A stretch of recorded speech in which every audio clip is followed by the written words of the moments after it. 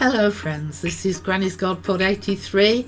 It's the third and last part of the trilogy about the father with two sons, including material from Keller's book The Prodigal God. Jesus aimed this parable primarily at the Pharisees to show them who they were and to urge them to change. The younger brother knew he was alienated from the father, but the elder brother did not, which is why elder brother lostness is so dangerous. Elder brothers see nothing wrong with their condition. They may do good to others, not out of delight in the deeds, but to make themselves feel righteous. Elder brothers are under great pressure to appear, even to themselves, happy and content. This can be why highly moral elder brothers go off the rails. To the Pharisees, God is an exacting boss, not a loving father. "You never threw me a party," suggests the elder brother was unaware of God's grace that rewards him without good works. The younger brother also needs to know this. Was the attitude of the elder brother the reason the younger brother wished to leave in the first place? Keller suggests many people nowadays have abandoned religious faith because they see the major religions are full of elder brothers. They see religion as one of the greatest sources of misery and strife in the world. The anger and superiority of elder brothers, spiritually blind people, is one of the great sources of social injustice, war and violence. They believe Christianity is no different. But Jesus is showing us that while the Christian gospel calls us away from the licentiousness of younger brothers, he also condemns moralistic elder brothers.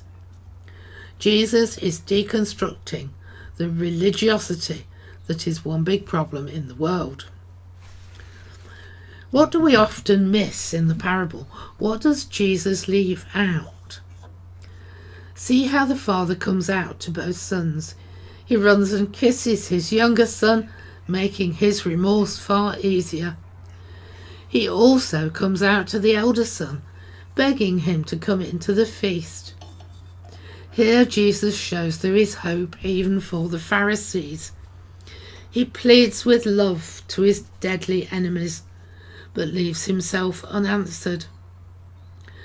Keller says we will never find God unless he first seeks us, perhaps in a dramatic way, as with the younger son, or quietly and patiently arguing while we continue to turn away, like the older son.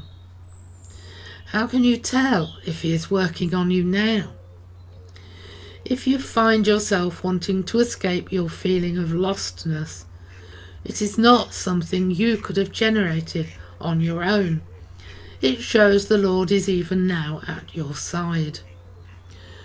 For the elder son, it was pride in his good deeds, rather than remorse over his bad deeds, that was keeping him out of the feast of salvation. The biggest sin is seeking to be our own Lord and Saviour by putting faith in our works, in thinking we are in control of our life and we don't need God. Of Jesus' trilogy of lost parables, the first two have someone going out to diligently search for the sheep and for the coin. They end with finding the lost and celebrating. We might expect in the third parable that someone will go out to search for the lost son, but they don't. At the beginning of the Bible, the story of Cain and Abel tells the resentful older brother, "You are your brother's keeper."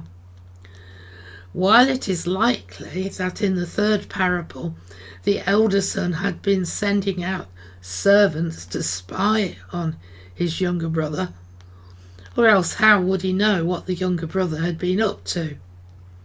He did not actually send out or go out to fetch him back home. But forgiveness always involves a cost to the one giving forgiveness.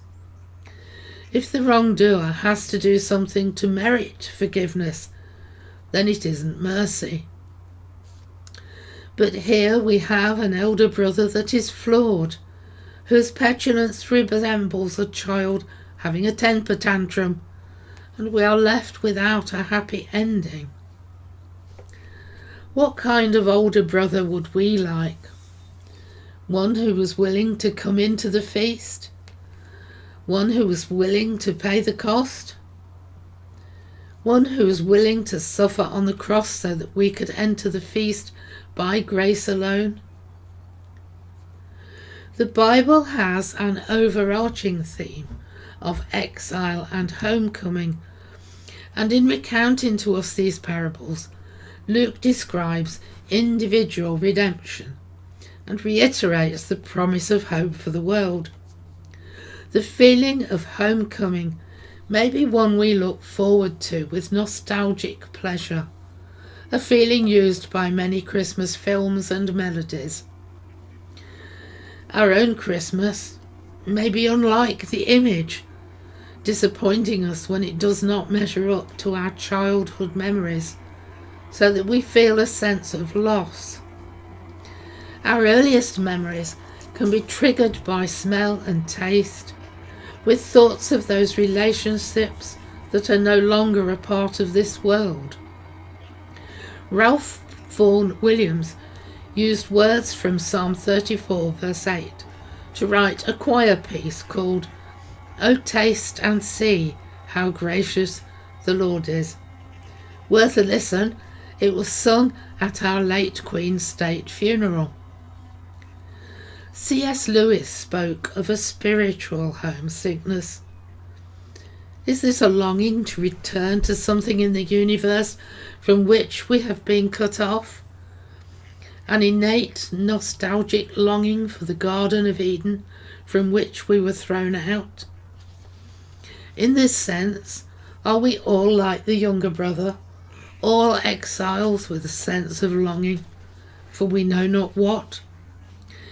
The exile that we experience does not just originate with broken human beings, but from living in a broken world. We were not meant to be living in a natural world that has fallen. At the end of the parable, there is a feast of homecoming.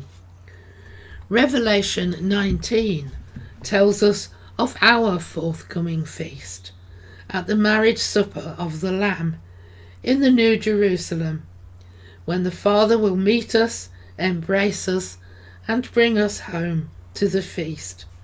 Thanks be to God. I hope you've, like me, enjoyed this deep dive into the parable of the Prodigal Son, which now seems to have such a superficial title. Hope to see you soon.